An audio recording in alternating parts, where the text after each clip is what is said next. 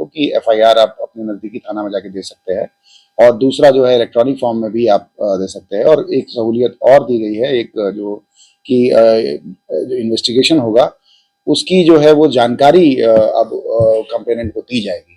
पहले ये था कि इन्वेस्टिगेशन चल रहा होता था और कंप्लेनेंट को प्रोग्रेस के विषय में पता नहीं चलता था, लेकिन अब पुलिस जो है उन्हें इन्फॉर्मेशन की कॉपी इन्फॉर्मेशन जो है उपलब्ध कराएगी, जिससे उन्हें पता चलेगा कि उनके केस में क्या चल रहा है।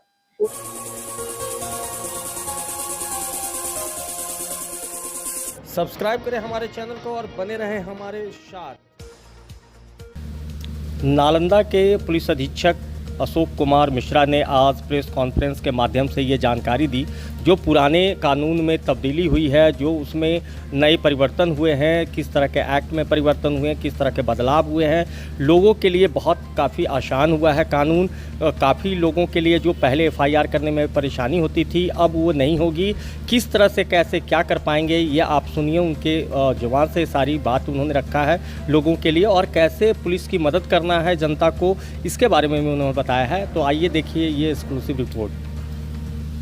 देखिए, तीनों कानून जो है वो 1 जुलाई से प्रभावी हो गए हैं, और बिहार पुलिस ने सभी रैंक के पदाधिकारियों के लिए पीटीसी से लेकर एसपी रैंक तक जो है ट्रेनिंग कराई है। जो भी नए प्रावधान आए हैं उनसे सभी पदाधिकारियों को अवगत कराया गया है, और 1 जुलाई को हमने जिला स्तर पर और थाना स्तर पर जो है अवेयरनेस कैंपेन भी चलाया था, जिसमें लोगों को भी जागरूकता दी गई थी कि प्रावधान में जो परिवर्तन है वो बताया गया था। अधिकतर प्रावधान वही हैं, केवल सेक्शन बदल गए हैं, और जो नए प्रावधान आए हैं जिनका व्यापक प्रचार किया गया है लोगों के बीच में, उसमें एक ये है कि एफआईआर जो है वो थाना जिस थाना से संबंधित है वहाँ जाने की आवश्यकता नहीं है। नज़दीकी थाना में एफआईआर दर्ज कराई जा सकती है। उस थाना की जिम्मेदारी होगी कि उस एफआईआर की कॉपी, जिसको जीरो एफआईआर कहेंगे, वो संबंधित थाना को भेजे। उसके बाद जो सेकेंड परिवर्तन, जो बड़ा परिवर्तन है कि सर्च और सीजर का वीडियोग्राफी पुलिस को करना है। और अगला परिवर्तन ये है कि 7 वर्ष से अधिक के जो सजा वाले केसेस हैं उसमें फॉरेंसिक जांच आवश्यक है।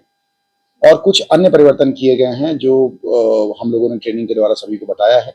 लोगों के लिए ये है कि वो एफआईआर अब अपने नज़दीकी थाना में जाके दर्ज कर सकते हैं, और इलेक्ट्रॉनिक फॉर्म में भी मेल के माध्यम से या व्हाट्सएप मैसेज के माध्यम से भी सूचित कर सकते हैं, और थाना जो है उस पर अग्रतर कार्रवाई करेगा। सर, ये जो 72 घंटे का मामला है, इसमें किस तरीके से सहूलियत मिल सकता है? अगर कोई मान लीजिए विक्टिम है तो 72 घंटे के अंदर उनको आके साइन करना होगा, इसमें थोड़ा सा भ्रम की स्थिति है, तो उसको स्पष्ट किया जाता है। नहीं, इसमें सिंपली ये है, देखिए आप लोग जानते हैं कि क्राइम कोई भी होता है तो वो सरकार के विरुद्ध होता है, तो उसमें कोई भी व्यक्ति अगर इलेक्ट्रॉनिक माध्यम से हमें सूचित करता है कि अपराध हुआ है, तो पुलिस को उसको रिकॉर्ड पे लेना है और उसकी जो है जांच आरंभ कर देनी है, और घटनास्थल पर जाना है। घटनास्थल पर जाने के बाद ये देखना है कि वहाँ क्या हुआ है, और एफआईआर जो भी व्यक्ति वहाँ देता है तो एफआईआर रजिस्टर करना है। इन केस कि अगर पुलिस को कोई भी एविडेंस नहीं मिलता है या घटनास्थल को स्थापित करना मुश्किल है, तो 72 घंटे तक पुलिस वेट करेगी विक्टिम का या जो भी कंप्लेनेंट है उसका, और अगर वो 72 घंटे के भीतर आते हैं तो एफआईआर रजिस्टर होगी, और अगर वो नहीं आ पाते हैं और हम लोग नहीं ट्रेस कर पाते हैं तो फिर हम उस आवेदन को क्लोज करेंगे। पब्लिक जो नया कानून आया है तो इसको कैसे लेगी? उसके लिए आसान है क्या है? देखिए, काफ़ी चीज़ें आसान कर दी गई हैं। जैसे मैंने बताया आपको कि एफआईआर आप अपने नज़दीकी थाना में जाके दे सकते हैं, और दूसरा जो है इलेक्ट्रॉनिक फॉर्म में भी आप दे सकते हैं। और एक सहूलियत और दी गई है, एक जो कि जो इन्वेस्टिगेशन होगा उसकी जो है वो जानकारी अब कंप्लेनेंट को दी जाएगी। पहले ये था कि इन्वेस्टिगेशन चल रहा होता था और कंप्लेनेंट को प्रोग्रेस के विषय में पता नहीं चलता था, लेकिन अब पुलिस जो है उन्हें इन्फॉर्मेशन की कॉपी इन्फॉर्मेशन जो है उपलब्ध कराएगी, जिससे उन्हें पता चलेगा कि उनके केस में क्या चल रहा है। 498 में जैसा कि पहले एक जजमेंट सुप्रीम कोर्ट का रहा है, इसमें काउंसलिंग या कुछ ऐसा करना है, डायरेक्ट अरेस्टिंग पे रोक थी, तो क्या इस नए कानून वो प्रक्रिया सेम है। पहले जो भी इस तरह की शिकायत आती है उसमें हम लोग काउंसलिंग करते हैं, और उसके बाद अगर काउंसलिंग फेल होती है और तो फिर एफआईआर होती है, तो वो प्रक्रिया से।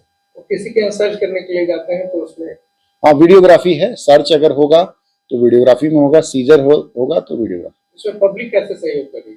पब्लिक को जो इंडिपेंडेंट विटनेस होते हैं उसके लिए जो है वो उनसे रिक्वेस्ट किया जाएगा और वो सर्च में की प्रक्रिया में जो है सहयोग करें और उन्हें जो है वो पुलिस को सहयोग करना चाहिए, यही हमारी अपेक्षा है।